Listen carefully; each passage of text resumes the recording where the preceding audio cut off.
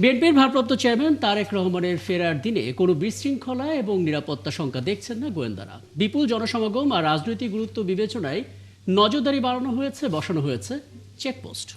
আর সড়কে ডাইভারশন সহ নেওয়া হয়েছে বিশেষ নিরাপত্তা ব্যবস্থা। ডিএমপি বলছে সমাবেশ স্থলে কয়েক ধাপে জনসাধারণের প্রবেশের ব্যবস্থা নেওয়া হয়েছে। নাদিয়া শারমিনের প্রতিবেদন। দেড় যুগেরও বেশি সময় পর দেশের মাটিতে বিএনপির ভারপ্রাপ্ত চেয়ারম্যান তারেক রহমানকে এক পলক দেখার আশায় দলটির নেতাকর্মী ও সাধারণ মানুষ। তাকে স্বাগত জানাতে বাস, ট্রেন ও লঞ্চে করে রাজধানীতে আসছেন অসংখ্য নেতাকর্মী ও সমর্থক। তাই এই বাঁধভাঙা ভিড়ের মধ্যে নিরাপত্তা নিশ্চিত করার বড় চ্যালেঞ্জ আইনশৃঙ্খলা রক্ষাকারী বাহিনীর সামনে।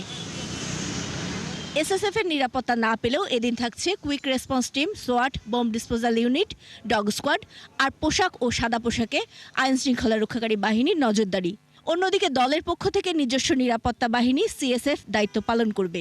এর নেতৃত্ব দেবেন সেনাবাহিনীর একজন সাবেক কর্মকর্তা। এরই মধ্যে রাজধানীতে নিরাপত্তা টহল ও নজরদারি চলছে বিশেষ গুরুত্বপূর্ণ জায়গাগুলোতে। সমাবেশ স্থলেও চলছে নিরাপত্তা প্রস্তুতি। এদিকে চেকপোস্ট বসেছে বিমানবন্দর সহ রাজধানীর বিভিন্ন এলাকায়। আর বুধবার সন্ধ্যা ৬টা থেকে বৃহস্পতিবার সন্ধ্যা ৬টা পর্যন্ত বিমানবন্দরে কোনো দর্শনার্থী নয়, ঢুকতে পারবেন শুধুই যাত্রীরা। এলাকাটিতে ড্রোন ওড়ানো সম্পূর্ণ নিষিদ্ধ করা হয়েছে। লাল, হলুদ আর সাদা জোনে ভাগ করা হয়েছে নিরাপত্তা ব্যবস্থাকে। এ অনুযায়ী সমাবেশ স্থলে ধাপে ধাপে প্রবেশ করতে পারবেন কর্মী ও সমর্থকরা। এয়ারপোর্ট থেকে গুলশান অথবা ইভার কেয়ার যেখানেই উনি যায়, পুরো রাস্তার মধ্যে প্রোটেকশন থাকবে, বোথ ইউনিফর্মে এবং সাদা পোশাকে। আমাদের পর্যাপ্ত নিরাপত্তা ব্যবস্থা থাকবে। এছাড়াও ওনার গাড়ি বহরের সাথে সামনে পিছনে আমাদের পুলিশি প্রোটেকশন ব্যবস্থা থাকবে। তারেক রহমানকে নিরাপদে বহনের জন্য কেনা বুলেট প্রুফ গাড়ি এরই মধ্যে এসেছে দেশে। আছে টয়োটা ল্যান্ড ক্রুজারও। নিরাপত্তা নিয়ে কোনো শঙ্কা নেই বলে জানিয়েছে পুলিশ। যেহেতু এখন সে বাংলাদেশের রাজনৈতিক ব্যক্তিত্বের মধ্যে ১ নম্বর, তো সেই দিক থেকে চিন্তা করলে তো একটু থ্রেট থাকেই। তো স্পেসিফিক কোনো থ্রেট নেই, কিন্তু যেহেতু উনি একজন ইম্পর্ট্যান্ট পার্সন এই মুহূর্তে রাজনৈতিক বলয়ে, কাজে ওনার সর্বোচ্চ সতর্কতার সাথে আমরা তার নিরাপত্তা নিশ্চিত করব।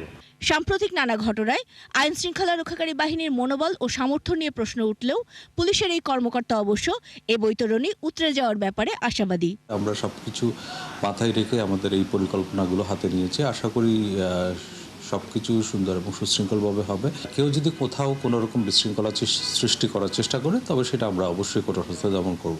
পুলিশের সেই প্রস্তুতি এবং সক্ষমতা দুটোই রয়েছে। বড়দিনের ছুটি আর সমাবেশস্থল মূল শহর থেকে দূরে হওয়ায় আপাতত রাজধানীতে তেমন চাপ পড়বে না বলে মনে করছে পুলিশ। তারপরও বিশেষ ট্রাফিক নির্দেশনা মেনে চলতে জনগণের প্রতি আহ্বান তার। ডাইভারশন পয়েন্টগুলো থাকবে, সেই ডাইভারশনগুলো মেনে চলার জন্য এবং কোথাও বের হওয়ার আগে পর্যাপ্ত সময় হাতে নিয়ে বের হওয়ার জন্য। এদিকে পুলিশ বলছে, দেশে ফেরার পর তারেক রহমান বিভিন্ন জায়গায় যেতে চাইলে পাবেন পুলিশ প্রোটেকশন সহ বিশেষ নিরাপত্তা। এছাড়া তার বাসভবন ও অফিসেও থাকবে কয়েক স্তরের নিরাপত্তা। নাদিয়া শারমিন, ৭১, ঢাকা।